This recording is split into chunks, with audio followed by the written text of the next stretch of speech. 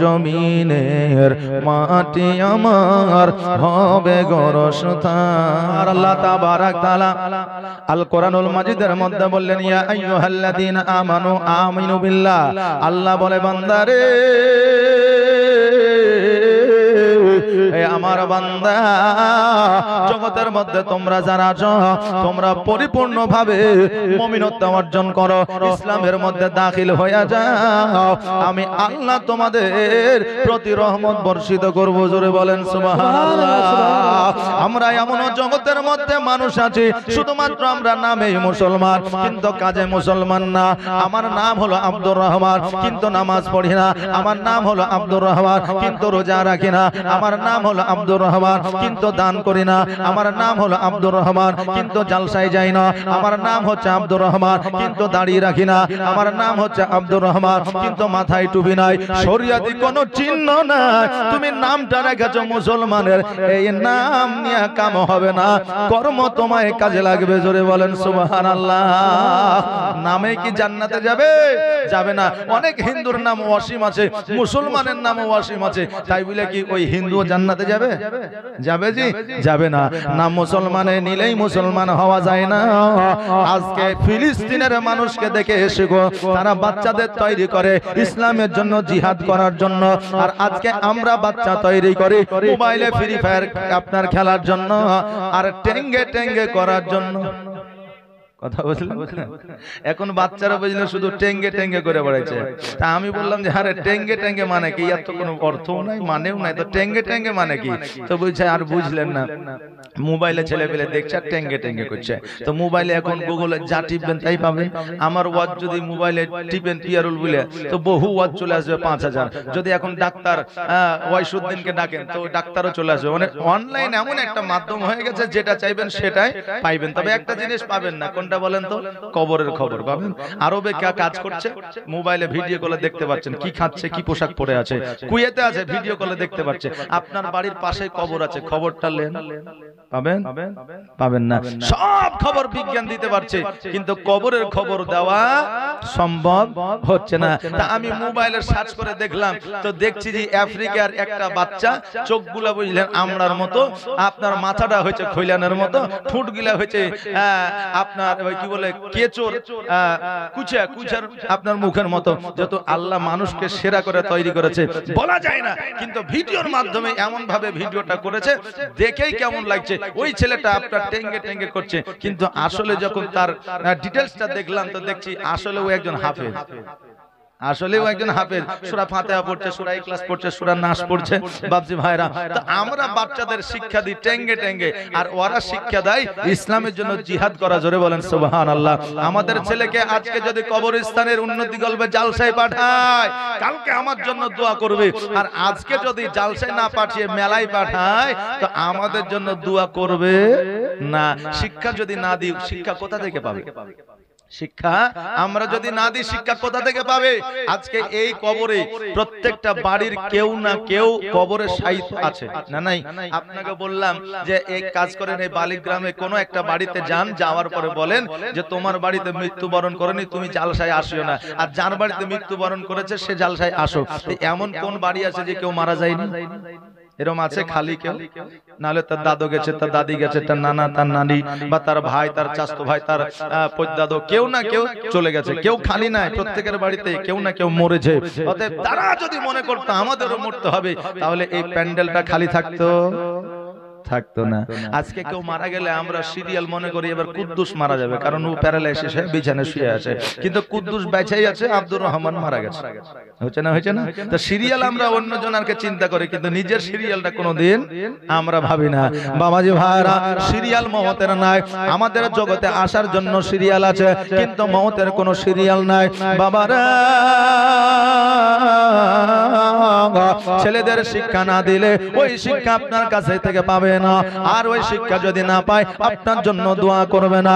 দোয়া এমন একটা ওষুধ, দোয়া এমন একটা জিনিস যেই দোয়াতে পানিকে পাথর করে দেওয়া যায়, যে দোয়াতে পাথরকে পানি করে দেওয়া যায়, যেই দোয়াতে কাটাকুচের রাস্তা পরিষ্কার করা যায়, যেই রাস্তা আপনার কাটাকুচে আপনার ভরপুর করে দেওয়া যায়, এর নামই হলো দোয়া। জোরে বলেন সুবহানাল্লাহ। আল্লাহ কাউকে টাকা দিয়েছে, পয়সা দিয়েছে, ধন দিয়েছে, সম্পদ দিয়েছে, আপনাকে টাকা দেয়নি, পয়সা দেয়নি, ধন দেয়নি, সম্পদ দেয়নি। ও টাকার জন্য মাস্তানি করে, মোড়লের জন্য মাস্তানি করে, ওর কাছে সম্পদ আছে বলে মাস্তানি করে। আপনাকে ওর সঙ্গে মাস্তানি করা লাগবে না।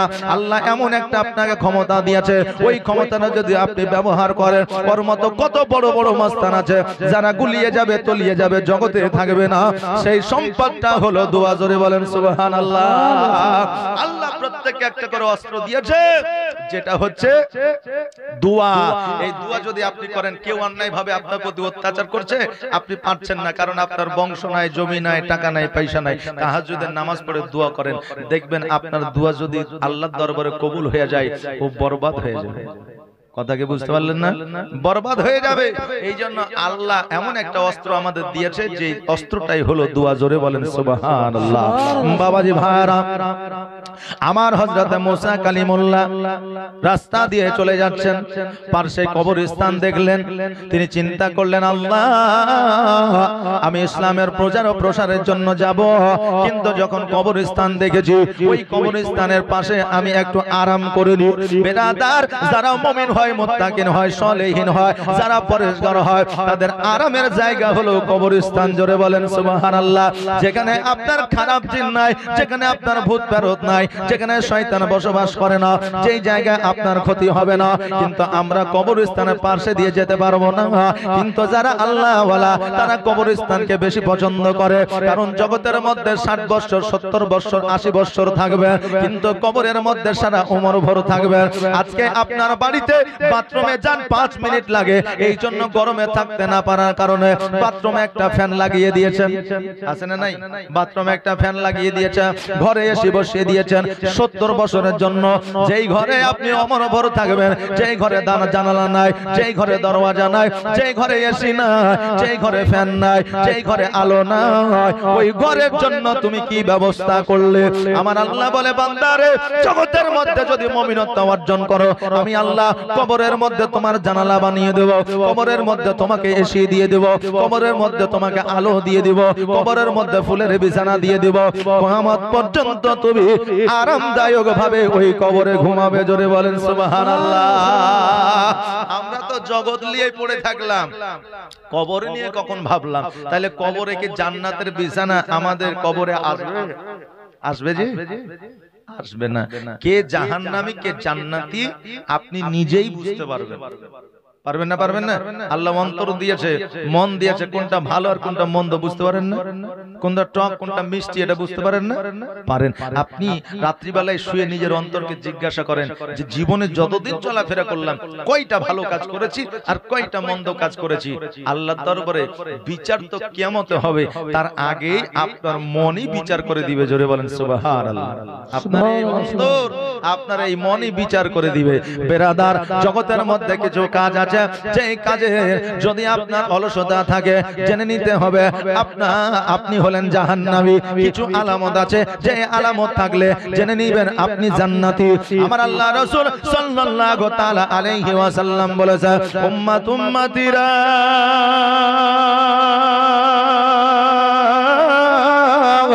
আমার আল্লাহ তাবারাক তাআলা বলেছে, জগতের মধ্যে মানুষকে 3টা রোগ হলে, এই 3টা রোগে যদি আক্রান্ত হয়ে যায়, আল্লাহ তাবারাক তাআলা তাকে জান্নাতবাসী করে। এটা জান্নাতের আলামত। 1 নম্বর হলো জ্বর হওয়া, 2য় নম্বর হলো সর্দি লাগা, 3য় নম্বর হলো আল্লাহর তরফ থেকে ওই ব্যক্তিকে আপনার, 3য় নম্বর হলো আপনার পেটের যন্ত্রণা। এই 3টা রোগ যাদের মধ্যে থাকবে, আমার নবী বলেছেন এই রোগগুলো হলো জান্নাতি আলামত, জোরে বলেন সুবহানাল্লাহ। সাহাবীরা বললেন হুজুর গো জাহান্নামী আলামত কেমন করে বুঝবো? আমার দয়ার নবী মায়ার নবী সাল্লাল্লাহু আলাইহি ওয়াসাল্লাম বললেন, হে আমার সাহাবীরা শুনে নাও, জগতের মধ্যে নারীরা বেশি জাহান্নামী হবে। কারা? নারীরা বেশি জাহান্নামী হবে। এখন আমার মায়েরা বলবে হুজুর গো একটু আগে মনসুর আলমের হাতে লক্ষ্মী ভান্ডারের টাকা দিলাম আর আপনি আমাদের বদনাম করছেন।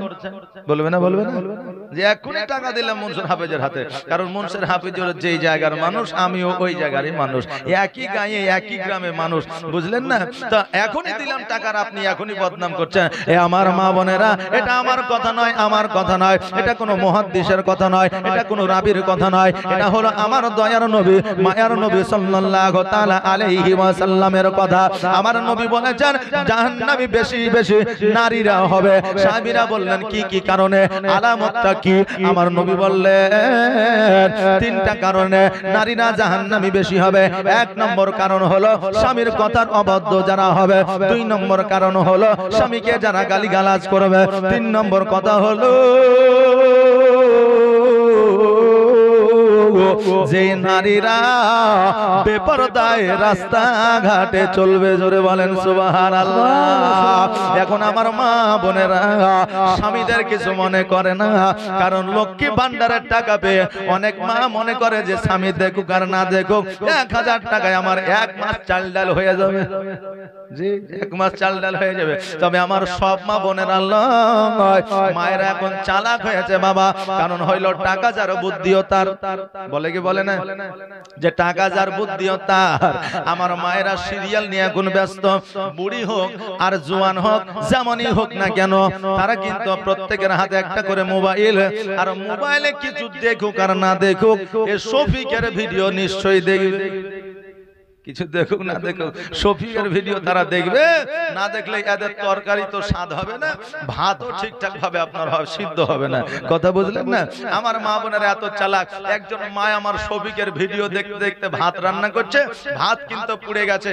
এখন চিন্তা করছে এই ভাত যদি স্বামীকে খাইতে দিই তো স্বামী তো হয় আমাকে ধরে মারবে আর না হলে বাড়ি থেকে তাড়াবে, ভাতগুলো তো ফেলেও দিতে পারছি না। স্ত্রী বলছে ঠিক আছে দেখে নিব, লক্ষ্মী ভান্ডারের টাকা তো পেয়েছি, অসুবিধা নাই। হ্যাঁ, তো এই দেখেন এবার স্বামী মাঠে থেকে এসে খেতে বসেছে আর স্ত্রীকে বলছে যে হ্যাঁ রে রহিমের মা ভাতগুলা পুরা পুরা গন্ধ করছে কেন? তো স্ত্রী বলছে তুমি মূর্খ, তো সারা জীবন মূর্খই থাকলে। বলে মূর্খ মানে? বলে জীবনে তান্দুরি রুটি খেয়েছো?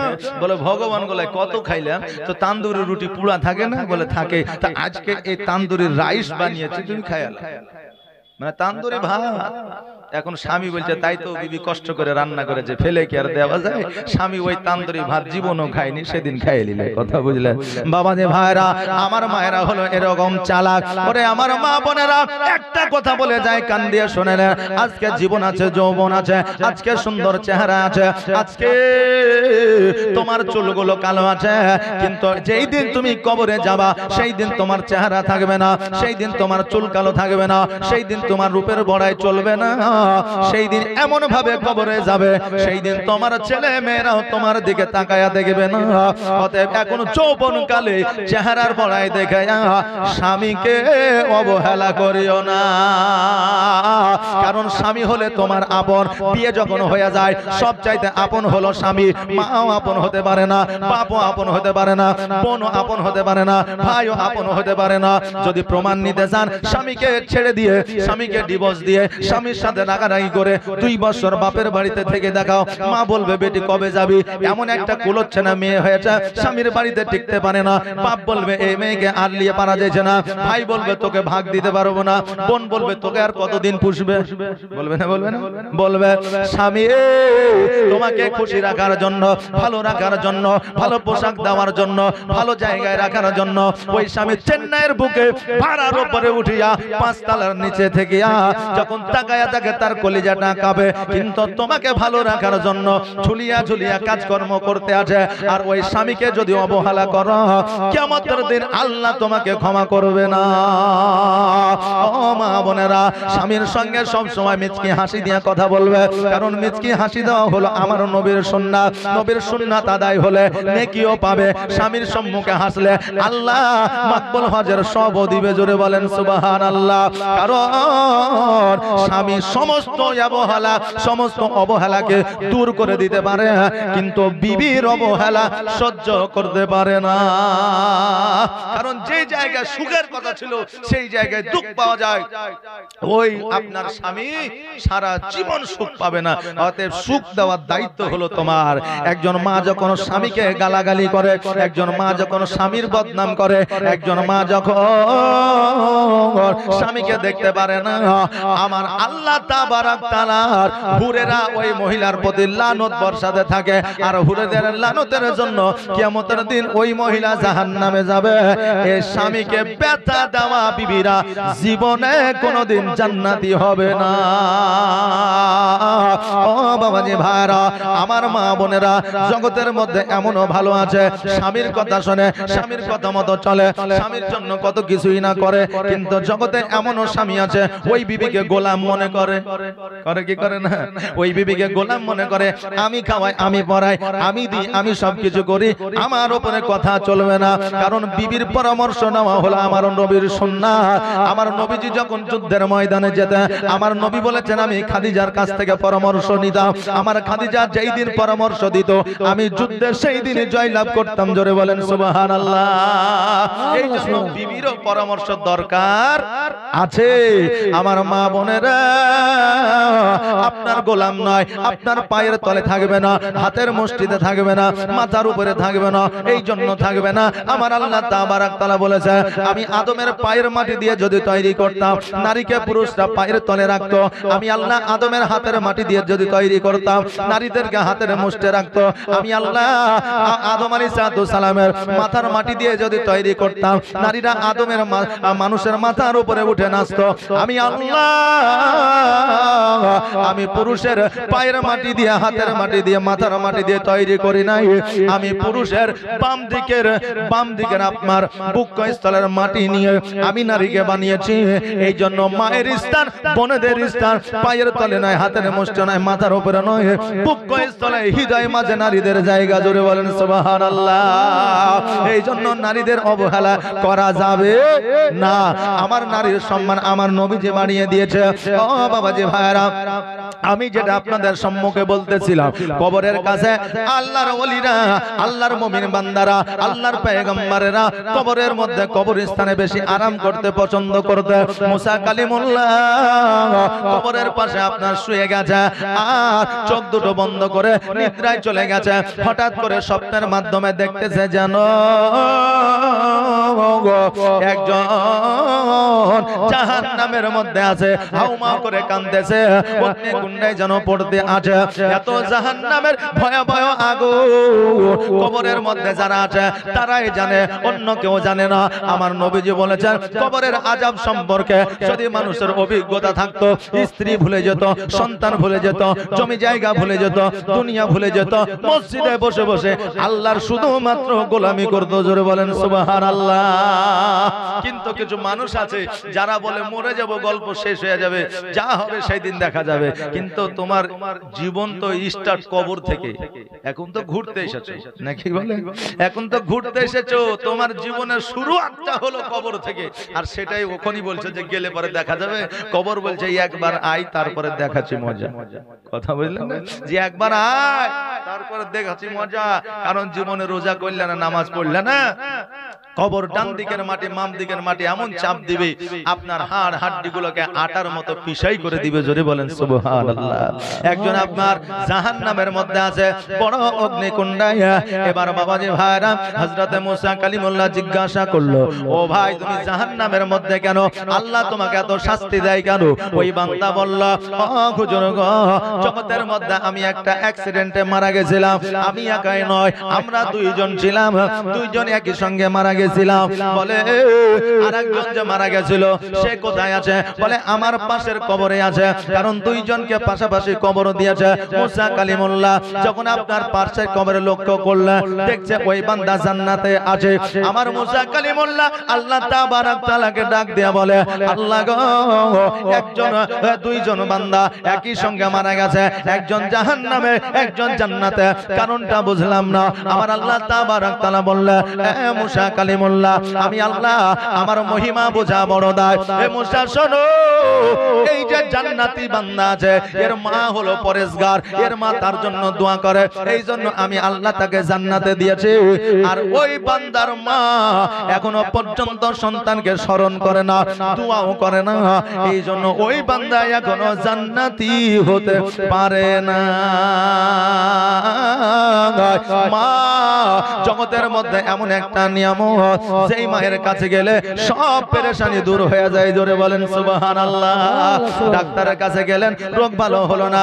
হকিমের কাছে গেলেন, রোগ ভালো হলো না। বাড়িতে বালা মুসিবত দূর হয় না, বাড়িতে রুজি রোজগারে বরকত হয় না, বাড়িতে অসুস্থতা দূর হয় না। আপনি মায়ের কাছে যান, মায়ের আঁচলখানা ধরেন, মাকে বলেন, মা গো, আমার অভাব অসুবিধা দূর হয় না। ওই মা যদি একবার আল্লাহর দরবারে দোয়া করে দেয়, ওই সন্তানের সমস্ত পেরেশানি দূর হয়ে যায়। জোরে বলেন সুবহানাল্লাহ। কারণ আমার আল্লাহ বলে দিয়েছে, জগতের মধ্যে পিতা মাতার দোয়া আমি আল্লাহ কারেন্টের মতো কবুল করে নি। পিতা মাতার দোয়া আমি আল্লাহ কারেন্টের মতো কবুল করে নি। বাপজি ভাইরা, এই মাকে আমার আল্লাহ কত পাওয়ার দিয়েছে দেখেন। হযরত মুসা কালিমুল্লাহ হঠাৎ করে ঘুমটা ভেঙে গেল। এবার ঘুমটা ভেঙে যাওয়ার পরে পাড়া প্রতিবেশী এলাকায় জিজ্ঞাসা করতে লাগলো, ও ভাই শোনো রে, এই জায়গায় দুইটা যুবককে দাফন করে দেওয়া হয়েছে, একজন জাহান্নাম আছে, একজন জান্নাতি আছে। এদের অ্যাড্রেসটা কি দিতে পারবা? এদের ঠিকানাটাই কি দিতে পারবা? এদের পরিচয়টা কি দিতে পারবা? গ্রামবাসীরা বলল, হ্যাঁ, কেন দিতে পারবো না। এখন আপনার গ্রামের এই কবরস্থানে কে কোথায় শুয়ে আছে সবাইকে জিজ্ঞাসা করলে কেউ না বলতে পারলে আর কেউ বলতে পারবে না? পারবে না? পারবে। এবার খোঁজ খবর নিতে নিতে খোঁজটা পাওয়া গেল, দুইজনের মাই জগতের মধ্যে বেঁচে আছে। হযরত মুসা কালিমুল্লাহ যেই ব্যক্তি জাহান্নামে ছিল সেই ব্যক্তির মায়ের কাছে গেল। যাওয়ার পরে বললে, মা জননী, তোমার কি একটা সন্তান ছিল? বলে হ্যাঁ। বলে সন্তানটিকে মারা গেছে? বলে হ্যাঁ। আপনি কি করে জানলেন? মুসা কালিমুল্লাহ বললেন, আমি দেখে আসলাম। মা দুই চোখের পানি ছেড়ে দিয়ে বলল, হুজুর গো, আমার সন্তান তো অনেকদিন আগেই মারা গেছে, আপনি কেমন করে দেখলেন? মুসা কালিমুল্লাহ বললেন, আমি স্বপ্নের মাধ্যমে দেখলাম, আমি হলাম আল্লাহর পয়গম্বর। তবে জানো না তোমার সন্তান কি অবস্থায় আছে? মা বলল, কি অবস্থায় আছে? বলে, তোমার সন্তান জাহান্নামের মধ্যে আছে, আগুনের জ্বালা সহ্য করতে পারে না, সাপের দংশন সহ্য করতে পারে না, পুজের পানি খাইতে পারে না, গরম পানি খাইতে পারে না, অতএব তোমার সন্তান জাহান্নামে আছে। তুমি কি জানো? মা বলল, জানি না। মুসা কালিমুল্লাহ বলল, ও মা জননী, তুমি এক করে 2 রাকাত নফল নামাজ পড়িয়া আল্লাহর দরবারে দোয়া করে দাও, আল্লাহ তোমার দোয়াকে কবুল করবে, তোমার সন্তানকে আল্লাহ জান্নাতবাসী করবে। আরে মা, ছেলে যদি অসুবিধায় থাকে কোন মা নাই সহ্য করতে পারবে? পারবে বাবা? পারবে না। কারণ হইল বাচ্চা কালে মা ওই সন্তানকে বুকের মধ্যে রেখেছে, সারা রাত বাচ্চা ঘুমায়নি, মায়েরও ঘুমায়নি, সারা রাত বাচ্চা খায়নি, মাও খায়নি, সারা রাত বাচ্চাকে জ্বর, মা 2 চোখের পানি ছেড়েছে, সারা রাত বাচ্চা পেশাব পায়খানা করেছে, মা পরিষ্কার করেছে, যখন কোনো কাপড় খুঁজে পায়নি মা জননী নিজের আঁচলের মধ্যে রেখেছে, যখন আঁচলটা পেশাব করে আপনার ভিজায় দিয়েছে, মা ওই ভিজা কাপড় নিয়ে আপনার শুয়ে রয়েছে আর সন্তানকে শুকনা জায়গায় রেখেছে। জোরে বলেন সুবহানাল্লাহ। ও বাবাজি ভাইরা, ওই মা যখন শুনলো সন্তান জাহান্নামের মধ্যে আছে, সঙ্গে সঙ্গে পবিত্রতা অর্জন করলেন। পবিত্রতা অর্জন করার পরে ঘরের মধ্যে গেলেন। ঘরের মধ্যে যাওয়ার পরে এবার আল্লাহর দরবারে হাত দুখানা তুললেন। হাত দুখানা তোলার পরে আল্লাহর দরবারে দোয়া করলেন, আল্লাহ তুমি আমার সন্তানকে জান্নাতবাসী করে দাও, আমার সন্তানের জীবনের গুনাহ কথাগুলো maaf করে দাও, আমার সন্তানের সাগিরা কাবিরা গুনাহগুলো maaf করে দাও। আমার আল্লাহ তাবারক তাআলা বলে, আরে আমার বান্দি, আমি হলাম আল্লাহ, আমার মহিমা বোঝা বড় দায়। শোনো রে, আমি আল্লাহ যাও যাও তোমার সন্তানকে ক্ষমা করে দিলাম, তোমার দুয়ার বা দৌলতে আমি তোমার সন্তানকে জান্নাতবাসী করিলাম। মায়ের দুয়ার এত পাওয়ার গো বাবা, এই জন্য মাকে কষ্ট দিবেন না, দুঃখ দিবেন না। কারণ মা যদি কষ্ট পেয়ে যায়, মা যদি দুঃখ পেয়ে যায়, আপনার জন্য জান্নাত হারাম হয়ে যাবে। অনেক বাপজিরা আমার আছে প্রশ্ন করতে পারে, হুজুর গো আজকে মা বাবা বলে সন্তান সবার কাছে, সন্তান প্রত্যেকটা সন্তান মা বাবার কাছে ভালো, কিন্তু আমাকে 2 বিঘা জমি দিয়েছে, ভাইকে 3 বিঘা দিয়েছে, আমাকে সদর দিয়েছে, ভাইকে মফস্বল দিয়েছে, এর বিচার কি হবে? ওরে আমার যুবকেরা, মা বাবার বিচার তুমি করতে পাবে না। যেই সন্তানের হক মা বাবা আদায় করেনি, ওই মা বাবাকে কিয়ামতের দিন জবাব আল্লাহর দরবারে দিতে হবে। জোরে বলেন সুবহানাল্লাহ। কিন্তু আপনি সন্তান হইয়া আপনার বাপের বিচার আপনি করতে পারবেন না, এই পাওয়ার কিন্তু আমার আল্লাহ তাবারক তাআলা দেয় নাই। ওরে আমার বাবাজি ভাইরা মায়েরা, জীবনে কোনোদিন মাকে কষ্ট দিবে না, জীবনে কোনোদিন মাকে আঘাত দিবে না। মা জমি দেখ, জায়গা দেখ, টাকা দেখ, পয়সা দেখ আর না দেখ, কিন্তু মায়ের সম্মান মায়ের জায়গায় রাখবে। কেন না, মা যদি দুঃখী হয়ে যায় কিয়ামত পর্যন্ত জান্নাত পাবে না। 5 লাখ টাকা খরচা করে মদিনাতুল মুনাওয়ারায় হজ করেও ওই হজ আল্লাহর দরবারে কবুল হবে না। রাতে তাহাজ্জুদের নামাজ পড়ে ওই তাহাজ্জুদ আল্লাহর দরবারে কবুল হবে না। যত ইবাদত করো না কেন, তোমার কপালে যদি ঘটা লাগায় নাও, তবু আল্লাহর দরবারে তোমার ইবাদত গ্রহণ হবে না। এই জন্য বলছেন মায়ের দিলেতে ব্যথা কখনো দিও না, কখনো দিও না। মায়ের দিলেতে ব্যথা কখনো দিও না, কখনো দিও না। আর মায়ের দুয়ায় পাওয়া যাই গো জান্নাতের ঠিকানা। মায়ের দিলেতে ব্যথা কখনো দিও না, কখনো দিও না। দেখো দুঃখে দুঃখিনী রবে, আর ছেলের খুশির তরে মা মরতে রাজি হবে। জোরে বলেন সুবহানাল্লাহ। আর জীবন দিলেও শোধ হবে না মায়ের দুধের দিলেতে ব্যথা কখনো দিও না, কখনো দিও না।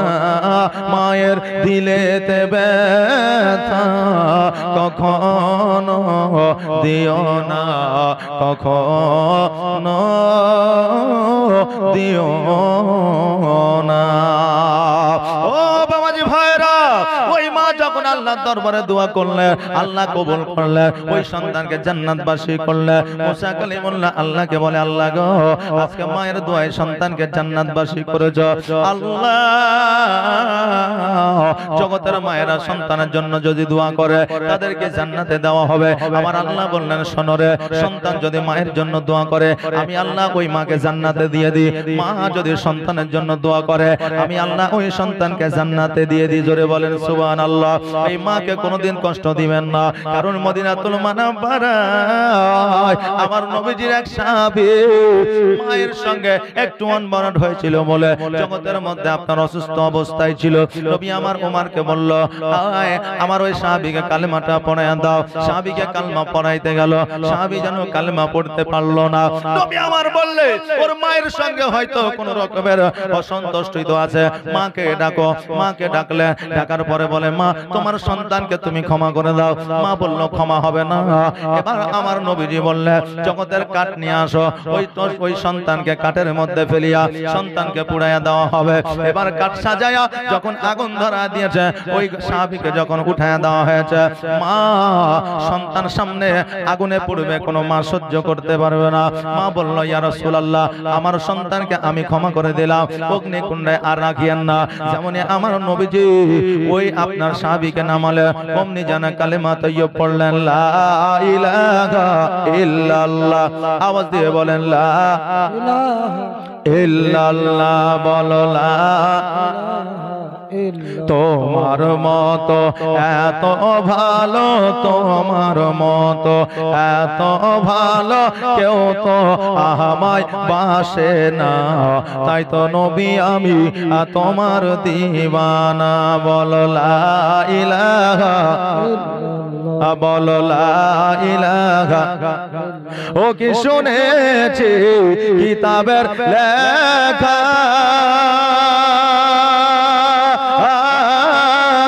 নবী ছাড়াই আমার জীবন ফাঁকা গো। ও কি শুনেছি কিতাবের লেখা, নবী ছাড়াই আমার জীবন ফাঁকা গো। নবীজিকে ভালো না বাসিলে, নবীজিকে ভালো না বাসিলে আল্লাহ পাওয়া যাবে না, তাই তো নবী আমি তোমার দিওয়ানা। তোমার মতো এত ভালো, তোমার মতো এত ভালো কেউ তো আমায় বাসে না, তাই তো নবী আমি তোমার দিওয়ানা। বলো লা ইলাহা ইল্লাল্লাহ, বলো লা ইলাহা, লা ইলাহা ইল্লাল্লাহ মুহাম্মাদুর রাসূলুল্লাহ সাল্লাল্লাহু তাআলা আলাইহি ওয়াসাল্লাম। দেখেন তৌহিদ 5 বস্তা সিমেন্টের 100 টাকা দান করেছে, আল্লাহ যেন দানকে কবুল করেন, সকলে বলেন আমিন। ওরে আমার বাবা যে ভাইরা, আমাদের মা কবরের মধ্যে শায়িত আছে, আমরা যদি দোয়া করতে পারি আমার মাকে আপনার মাকে আল্লাহ জান্নাতবাসী করবে। আমাদেরও সন্তান কবরের মধ্যে শায়িত আছে, আমরা যদি ওই সন্তানের জন্য দোয়া করি আল্লাহ ওই সন্তানকে জান্নাতবাসী করবে। ওরে আমার মা বোনেরা, জীবনের সন্তানদের বরদোয়া দিবেন না, কারণ আপনার একটা বরদোয়ার কারণে আপনার সন্তানের জীবনটা নষ্ট হয়ে যাবে। মা সন্তান অবুঝ হইলে মা গো তুমি অবুঝ হবে না, কারণ হইল মদিনাওয়ালা আমার নবী আপনার নবী মুহাম্মদুর রাসূলুল্লাহ সাল্লাল্লাহু তাআলা আলাইহি ওয়াসাল্লাম বলেছে, আমি জানি রে মা না থাকার কত যন্ত্রণা, মা না থাকার কত কষ্ট, মা না থাকার কত বেদনা, কারণ আমি নবী ইতিম হইয়া মানুষের দ্বারে দ্বারে ঘুরেছি, মানুষের বাড়িতে বাড়িতে ঘুরেছি। ক্ষুধা লাগলে কেউ জিজ্ঞাসা করে নাই খেয়েছি কিনা, আমাকে কেউ গোসল বানায়া দেয় নাই, কেউ আমাকে সুরমা পরায়া দেয় না, কেউ আমাকে জামা পরায়া দেয় না। মা যদি থাকতো গোসল বানিয়ে দিত, সুরমা পরায়া দিত, আমাকে মা বুকের মধ্যে জড়ায়া রাখতো, মা আমাকে ক্ষুধা লাগলে খাইয়ে দিত রে। কিন্তু আমার মা নাই, জগতে খোঁজ নেওয়ার মতো কেউ নাই, আমার মা চলে গেছে। আমি কি অবস্থায় জীবন যাপন করেছি এটা আমি নবী জগতের মধ্যে আমি জানি, আমি জানা জগতের আর কেউ জানে না। এই জন্য আমার নবীজি বলেছেন, শোনো রে, জগতের মধ্যে যদি কোনো ইতিম দেখো, জগতের মধ্যে যদি কোনো মাহারা সন্তান দেখো, জগতের মধ্যে যদি কোনো বাপারা সন্তান দেখো, ওই সন্তানের মাথায় একবার হাত বুলাইয়া দিবা, আমার আল্লাহ তোমাকে একটা মাকবুল হজের সব দান করবে। জোরে বলেন সুবহানাল্লাহ। জগতে যাদের মা থাকে না, বাবা থাকে না, জগতে তাদের কোনো মূল্য থাকে না। বাবারে, মায়ের মূল্য বাপের মূল্য অনেক। মা থাকতে মায়ের মর্যাদা বুঝো, বাপ থাকতে বাপের মর্যাদা বুঝো। নবী আমার কত কেঁদেছে। আমার নবী যখন খাদিজাকে বিবাহ করেছে, মক্কার মানুষেরা বলেছে, দেখ রে দেখ, আজকে মক্কা নগরী খাদিজাকে বিবাহ করে আমার নবী যে বাদশাহী নিয়েছে। নবী আমার দুই চোখের পানি ছেড়ে দিয়ে কেঁদেছে, আল্লাহ গো, আজকে যদি আমার মা বেঁচে থাকতো, আজকে যদি আমার বাবা বেঁচে থাকতো, আজকে যদি আমার দাদা বেঁচে থাকতো, এই রকম কথাই আমাকে কেউ বলতে পারতো না, এই রকম সম্মাননা কেউ আমাকে দিতে পারতো না। ওগো আল্লাহ, বাপ নাই, মা নাই, দুঃখ নাই, তবে এগুলো সহ্য করা তুমি তৌফিক ইনায়েত করো। জোরে বলেন সুবহানাল্লাহ। আজকে আমারও মা নাই, বাপ নাই, আপনার হয়তো কারোর মা নাই, বাপ নাই।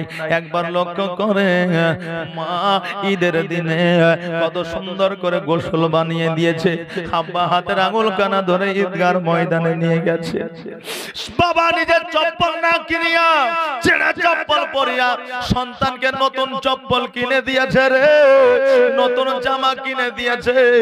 ওই আব্বাকে কি একবার মনে পড়ে না? আজকে ওই আব্বা কবরের মধ্যে শুয়ে আছে, যে আব্বা তোমার ভালোর জন্য ভেবেছে, যে আব্বা নিজে না খাইয়া তোমাকে খাইয়েছে, যে আব্বা তোমার ভবিষ্যতের জন্য জীবনটা কর্মের মধ্য দিয়ে কাটায় দিয়েছে, যে আব্বা তোমার ভালোর জন্য টাকা উপার্জন করেছে, যে আব্বা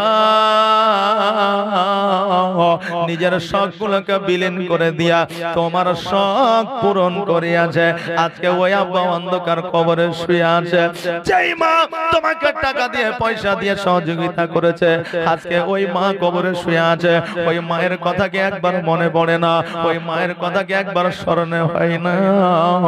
নিজের দুগ্ধ পান করাইয়া তোমাকে লালন পালন করেছে, 6 বছর পর্যন্ত তোমাকে কোলে পিঠে দিয়ে মানুষ করেছে। আজকে ওই মা কবরে শুয়ে আছে। আমি দেখতে চাই, জানতে চাই, মাকে প্রেম করনে वाला, মাকে ভালোবাসনে वाला একটা করে কোরআন শরীফের হাদিয়া বেশি লাই 7টা ভাইয়েরা আমার দিবে। 7টা ভাই কোরআন শরীফের হাদিয়া। মায়ের নামে মা কবরে শুয়ে আছে, বাপের নামে বাপ কবরে শুয়ে আছে, ভাইয়ের নামে ভাই কবরে শুয়ে আছে, সন্তানের নামে সন্তান কবরে।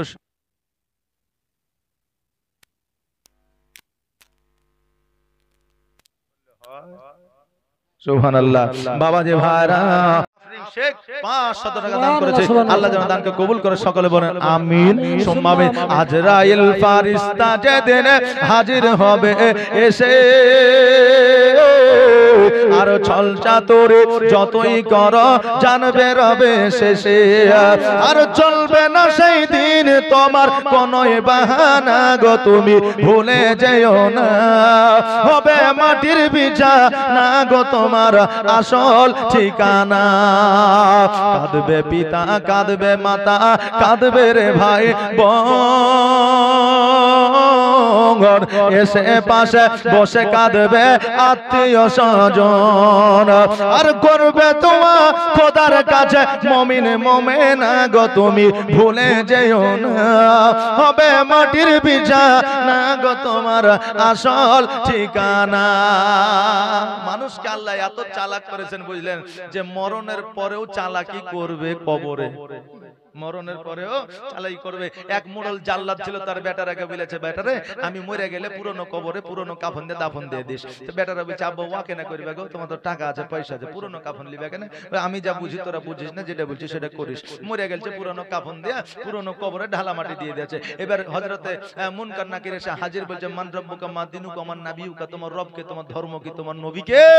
তো ও ঘুরিয়ে বলছে কবর কবর। দেখুন মুনকার নাকির বলছে কবর কবর মানে তুমি দেখতে পাচ্ছ না পুরনো কবর পুরনো কাফন, মানে একবার হিসাব হয়ে গেছে। তো মুনকার নাকির খাতা দেখে বলছে তোমার নাম তো নাই। আল্লাহকে বলছে, আল্লাহ গো তোমার বান্দাই দেখো বলছে যে একবার হিসাব হয়ে গেছে, কিন্তু খাতাতে তো এন্ট্রি নাই। আল্লাহ বলছে, ফারিস্তা তোরা কি বুঝিস না, মানুষকে আমি বুদ্ধি বিদ্যা জ্ঞান সব দিয়েছি, ওরা কবরেও চালাকি করবে।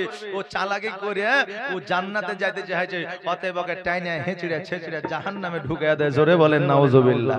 তো মানুষ আমরা কবরেও চালাকি করব। বাপজি ভাইরা তাই কি বলছে, পরের জায়গা পরের জমিন ঘর বানায়া আমি রই, আমি তো সেই ঘরের মালিক নই, আমি তো সেই ঘরের মালিক নই। আজকে যে আমার ঘর আছে, এই ঘরের মালিক আমার বেটা হবে, তারপরে পোতা হবে নাকি বলেন? আমি কি থাকবো? থাকবো না।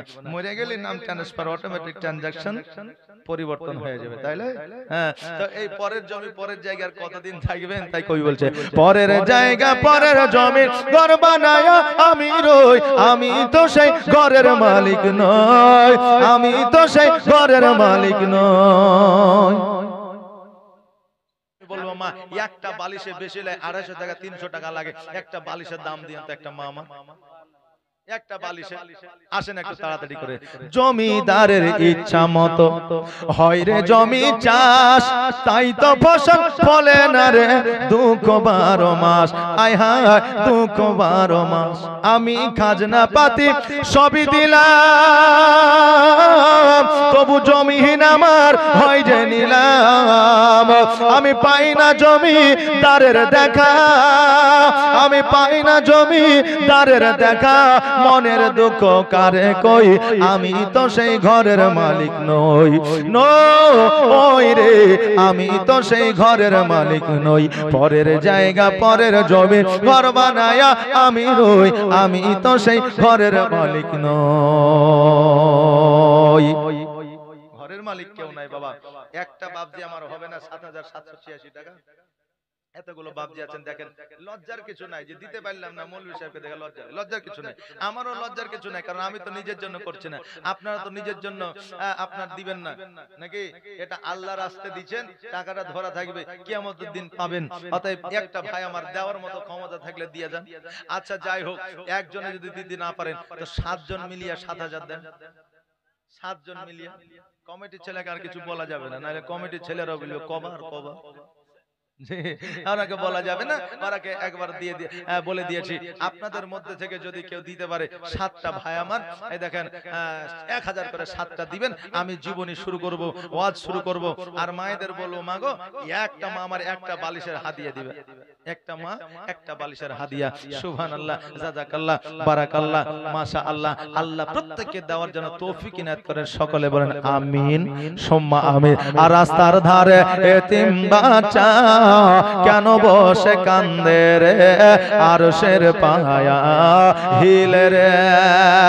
আর এতিম বাচ্চা বসে বসে কেন আজ কান্দিয়া যায়। আর খোদা তাআলা ডেকে তামাম ফেরেশতাদের তাই তো কয়, ফেরেশতাদের তাই তো কয়, তাড়াতাড়ি করে তোমরা, তাড়াতাড়ি করে তোমরা নাও না কোলে তুলে রে, আরশের পায়া হিলে রে। আর রাত পোহালো দিন ফুরালো, আর তো সময় না, আর নাই গো পিতা নাই গো মাতা, কোথায় গেলে মোরা শান্তি পাই, কোথায় গেলে মোরা শান্তি পাই। থাকতো যদি পিতা মাতা, থাকতো যদি পিতা মাতা, দুঃখ যেতাম ভুলে রে, আরশের পায়া হিলে রে। রাস্তার ধারে এতিম বাচ্চা কেন বসে কান্দে রে, আরশের পায়া হিলে রে। ও মুর্শিদ